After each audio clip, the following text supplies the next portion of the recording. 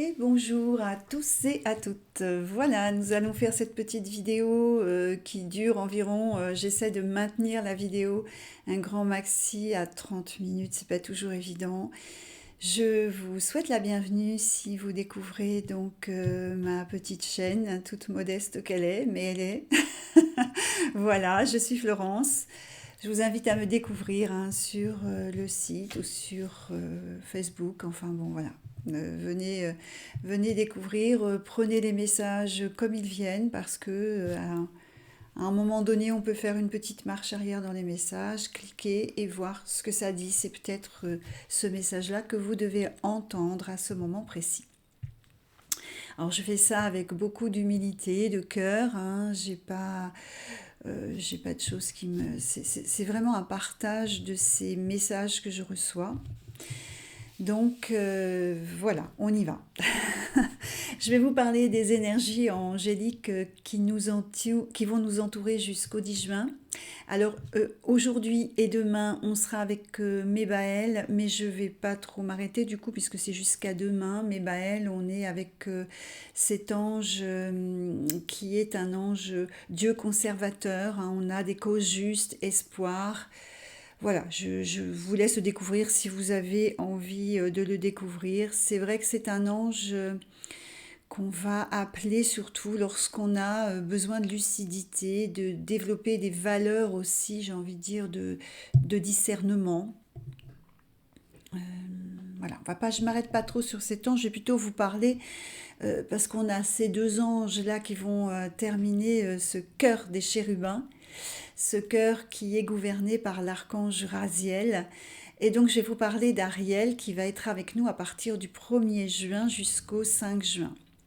Donc cet ange Ariel, hein, il veut dire Dieu créateur. On a là un ange qui... Alors les mots-clés, c'est la paix intérieure, c'est les valeurs morales. C'est aussi l'ange spirituel des personnes nées entre de 4h40 à 5h du matin. Cet ange Ariel, il est l'ange aussi gouverné. Il y a une très grande influence avec la planète Mercure, voilà, et Uranus. Sa couleur, c'est la couleur argent. Il y a beaucoup de cette couleur pour ce cœur des chérubins. Sa pierre, c'est l'aventurine.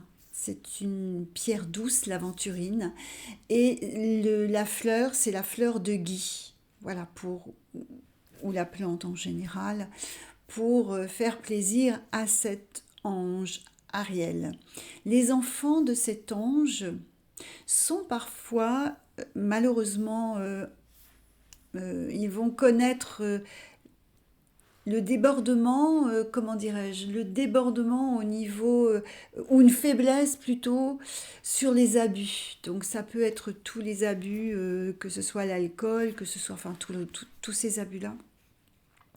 Les enfants de cet ange peuvent se perdre avec ça, hein, avec un besoin d'être soutenus par un traitement qui les sorte d'une... Enfin, attention à cette, on va dire, à cette tendance pour les enfants de cet ange, cette faiblesse peut-être de dépendance. Voilà, je cherchais mon mot, il venait pas, excusez-moi, je ne veux froisser personne. Donc c'est l'ange qui va aider à se libérer justement de toutes sortes de dépendances, de cette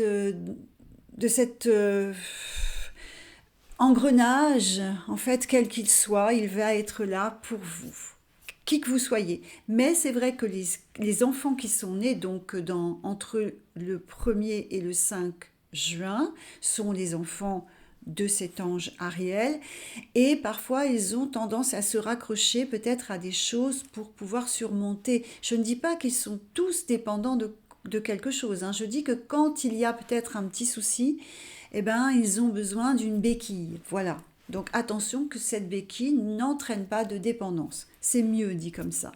Bon, c'est vrai qu'à parfois, je fais très attention à ce que je dis. C'est l'ange qui va aider à faire ressortir la vérité dans nombreux domaines. Alors, c'est très étrange parce que dans ce que je vais vous passer aujourd'hui, on va beaucoup entendre la vérité, donc c'est sa vérité, sa propre vérité. Par rapport à l'illusion, où c'est vrai que effectivement, hein, quand on regarde le côté humain, on nous fait croire beaucoup de choses et on a besoin un petit peu de vivre à travers des croyances, des illusions, des choses comme ça, pour nous rassurer. C'est très humain, ça, en fait, hein. Donc là, vous allez voir que dans le message, dans l'énergie aussi de ces jours qui vont arriver, eh bien, on va beaucoup parler de vérité. Alors, qu'est-ce qu'il fait encore cet ange Ariel? Il va nous aider dans l'expression écrite et orale. Donc, la période d'examen qui se prépare en ce moment, on peut glisser dans sa poche notre demande à l'ange Ariel. Donc, c'est simple. On peut dire à cet ange, cher ange Ariel, par exemple, on écrit, je te demande ton soutien pour mon épreuve écrite ou mon épreuve orale pendant cette période d'examen.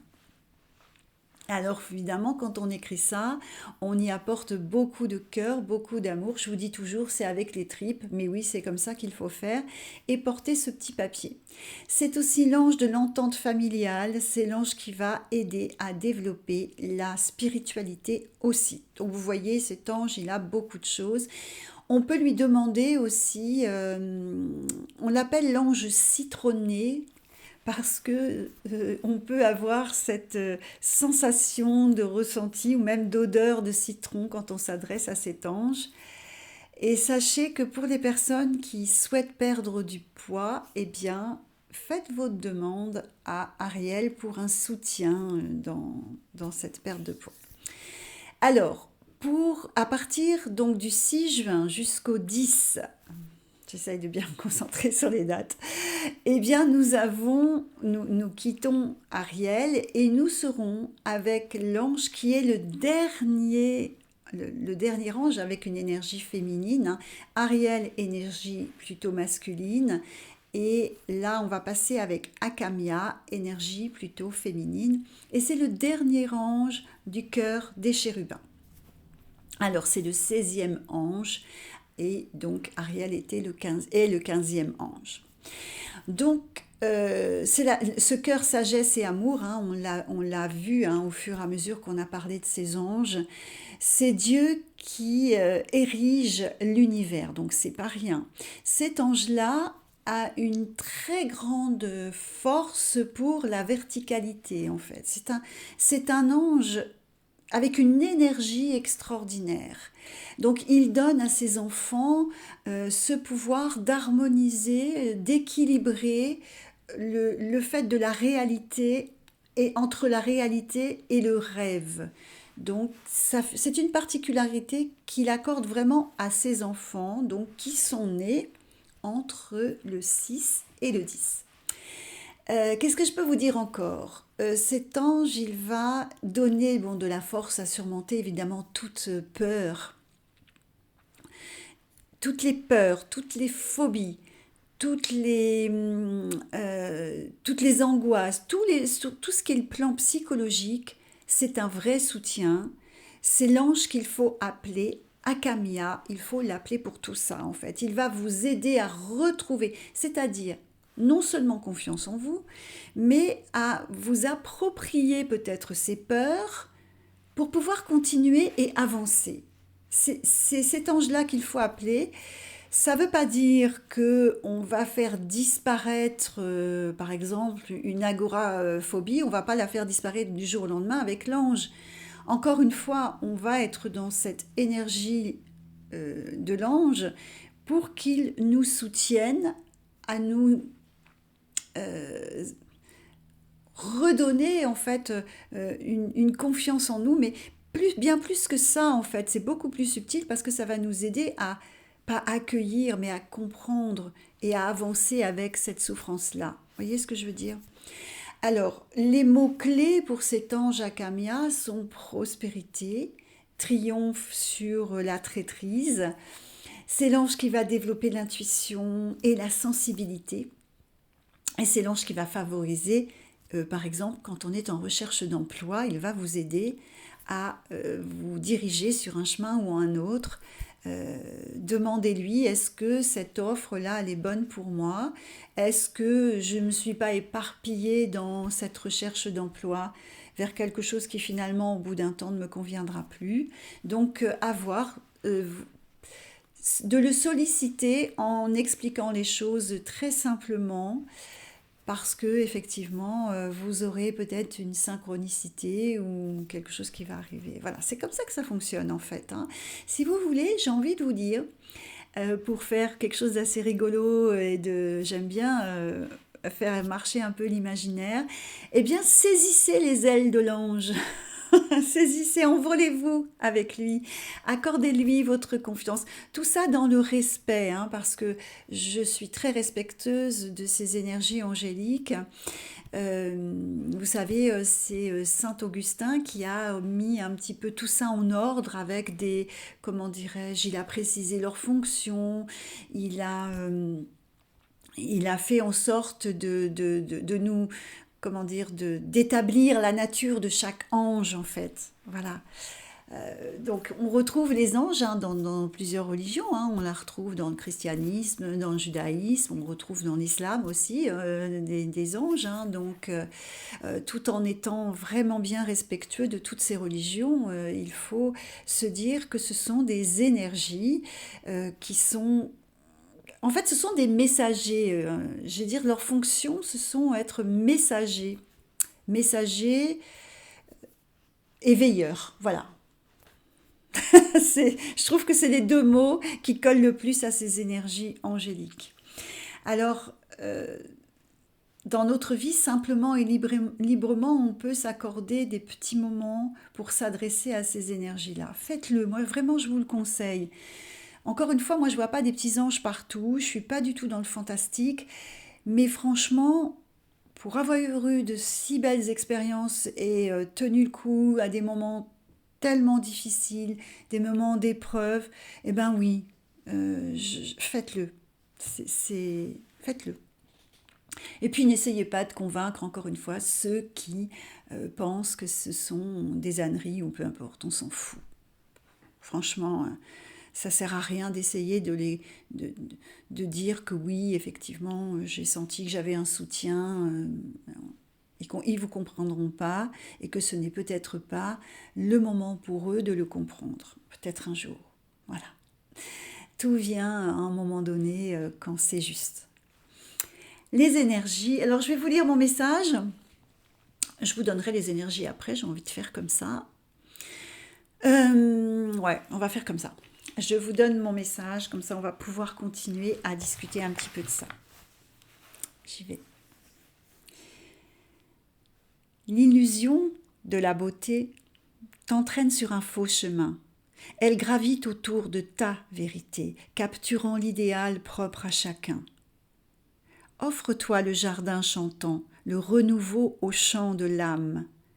L'illusion n'est pas la graine pour ton grand saut vers ta libération. Le calice de l'incarnation, socle qui honore toute création noble et accomplie, ne laisse pas place à l'illusion. Ravive la chaleur de ta divine innocence, l'amour et la joie te donnent la force. Ta vérité t'offre une spirale mélodieuse, le chant qui nourrit ton jardin divin.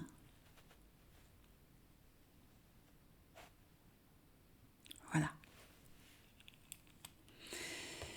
Il y a des messages comme ça qui vous émeut un peu plus que d'autres, c'est parce que ils vous touchent, hein, ils sont pour vous.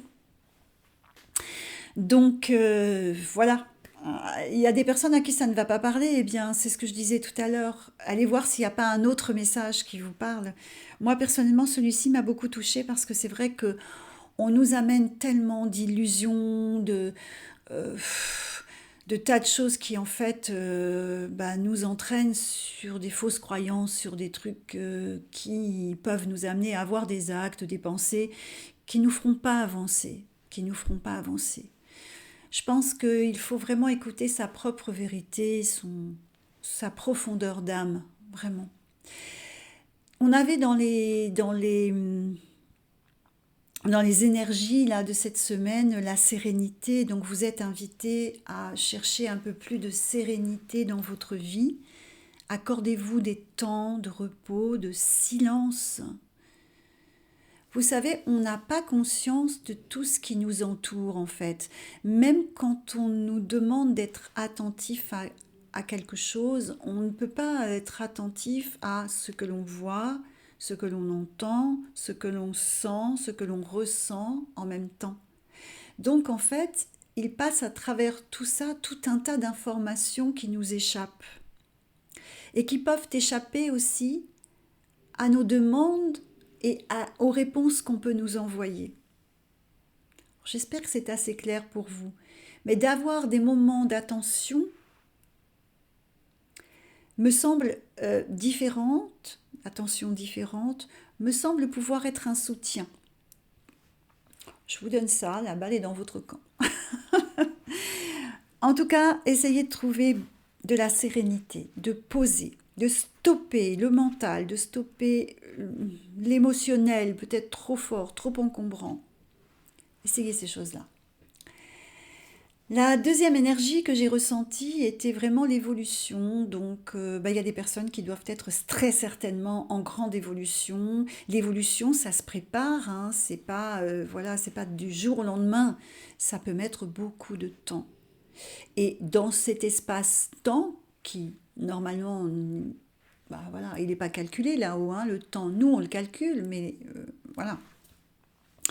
Eh bien, il se passe des événements qui construisent justement cette évolution. Donc là, j'ai envie de vous dire, patience. Patience. C'est la patience, hein. C'est la patience, la confiance, la foi qui nous font avancer. Donc, je vais faire mon petit tirage pour les missions d'assimilation qui vont arriver ces jours-ci. Hop, qu'est-ce que j'ai? Voilà, ok.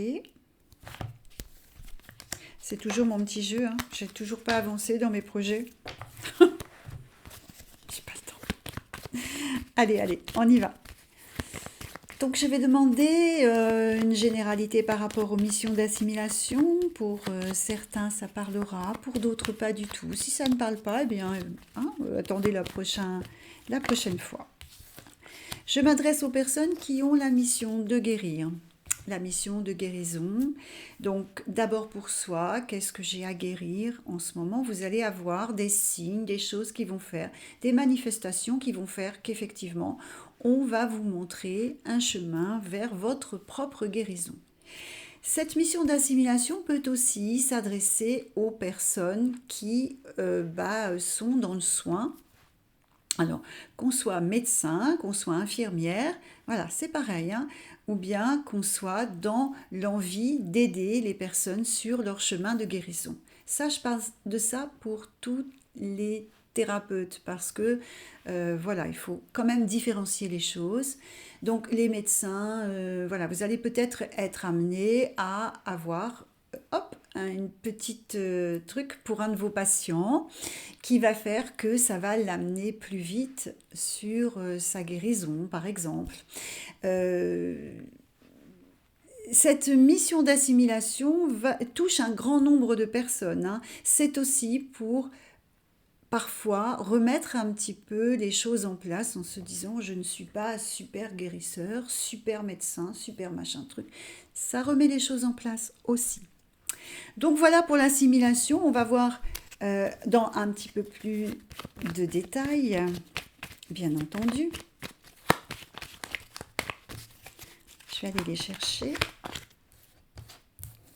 Voilà. Alors, ça pourrait s'adresser aussi aux personnes qui soignent les animaux et qui soignent aussi les végétaux. C'est la guérison aussi, hein. Quand il y a une plante malade, qu'on est en train d'essayer de la sauver, on est en train d'aider cette plante sur son chemin de guérison.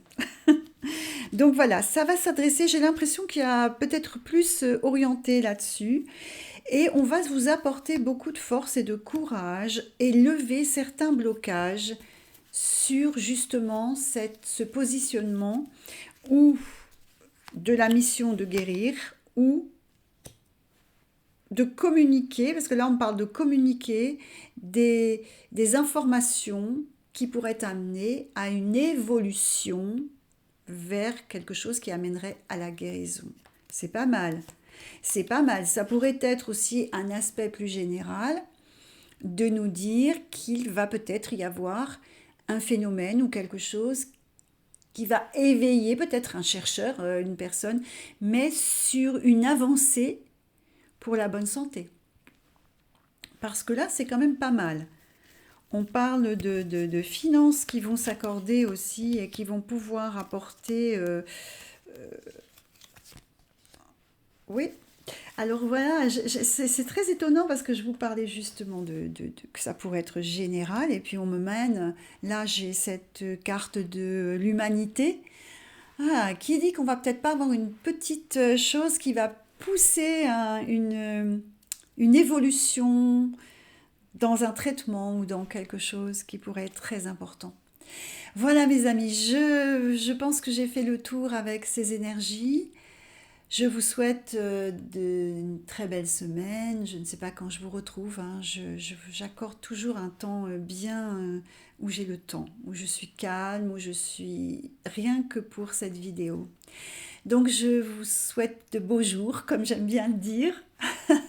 Ça y est, le soleil revient et je vous dis à très bientôt. Au revoir.